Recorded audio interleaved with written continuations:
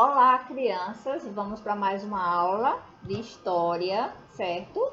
Falando sobre o Quilombo dos Palmares, dando continuidade, né, à vida dos escravos, né, desde a colonização do Brasil. Então, vamos entender melhor o que foi o Quilombo dos Palmares. O conteúdo está nas páginas 136 e 137, com atividade na página 138, tá certo? Então, vamos lá. Quilombo dos Palmares. Normalmente, o desembarque dos escravos acontecia nos portos do Rio de Janeiro, do Recife e de Salvador. Os escravos eram levados às lavouras da cana-de-açúcar e do café e, posteriormente, para as minas. Nas fazendas de gado, realizavam os mais diferentes serviços. Trabalhavam em atividades domésticas na casa grande de seus senhores e também eram grandes ferreiros. Nas cidades eram explorados como vendedores, carregando frutas e comidas produzidas por seus donos.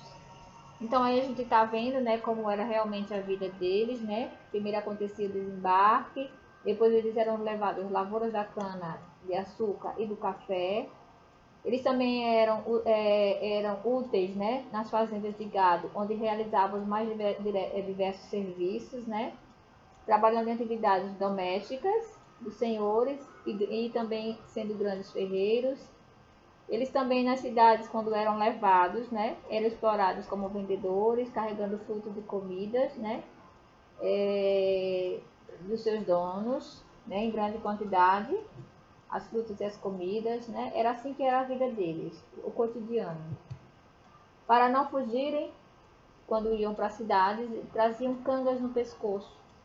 Quando aqui chegavam, tinham até de seguir a religião de seus donos. Muitas mulheres passavam a ser mucamas, cozinhando, cuidando da casa e lavando a roupa. Para muitos senhorzinhos e sinhazinhas, os escravos tornavam-se a mãe preta, ou ama de leite, pois amamentavam os filhos de seus donos, né? Quando os bebês nasciam, muitas das escravas negras amamentavam as crianças que nasciam, os filhos dos donos, certo?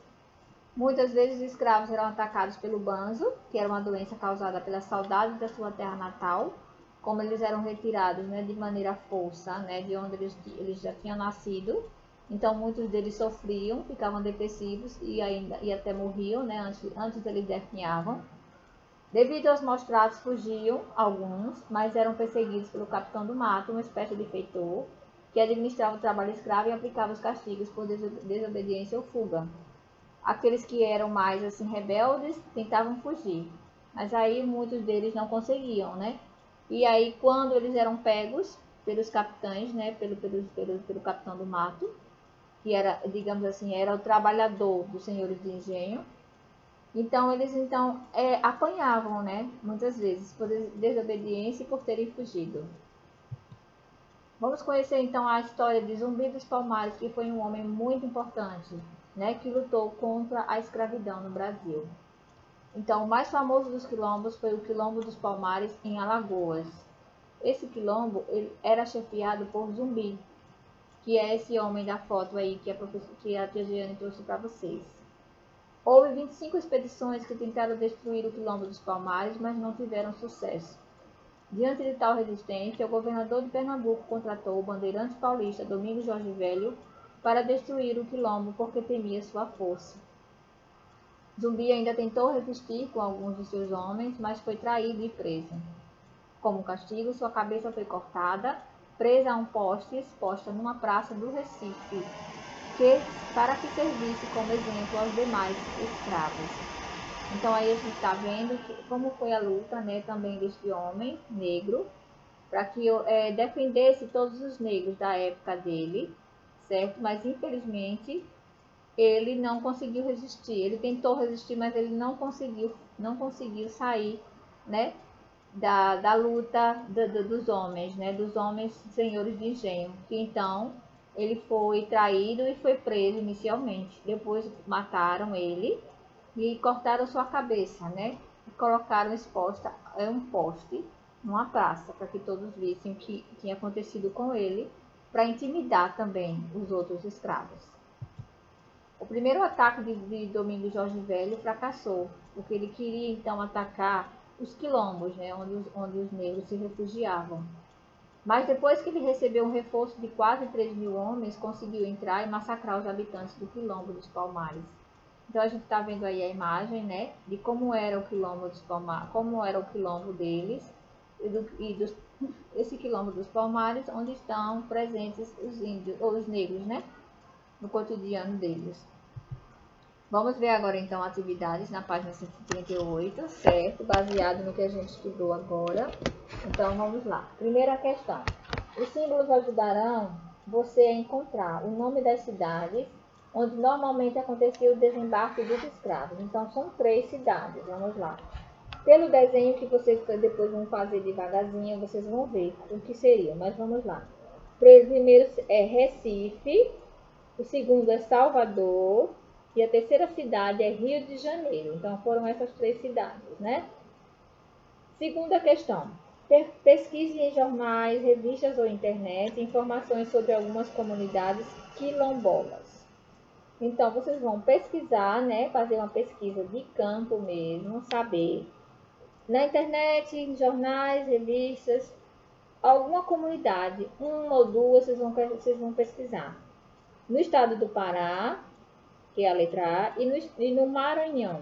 Então vocês vão pesquisar, né, algumas comunidades quilombolas, são comunidades de quilombos, né, que são esses lugares onde os índios se refugiavam na época da escravidão.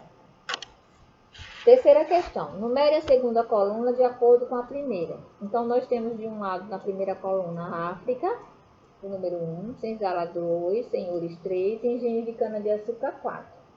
Do outro lado, nós temos donos dos escravos, local onde os escravos eram instalados, de onde vinham os escravos e o local onde os escravos trabalhavam.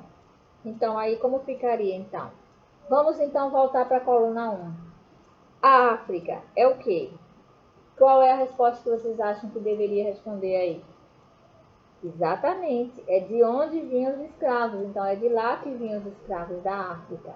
Então, vocês vão colocar aí no quadrinho o número 1. Senzala. O que é a senzala? Local onde os escravos eram instalados, onde eles ficavam, senzalas, certo? Lá na casa, uma casa assim separada, um galpão, né? Que sem muitas boas condições, mas era lá que eles ficavam, chamados de senzala. 3. Senhores. O que eram senhores? Eram os donos dos escravos, era assim que eles eram chamados. E o 4, engenhos da cana-de-açúcar, era o local onde os escravos trabalhavam, certo? Onde eles eram levados a trabalhar de forma escrava, certo? Então, aqui a gente conclui a nossa atividade de história, certo? Olha direitinho o conteúdo, faça tudo com calma, com paciência e com muita atenção, tá bom? E a Giane deixa vocês com um beijo grande, grande no coração de vocês.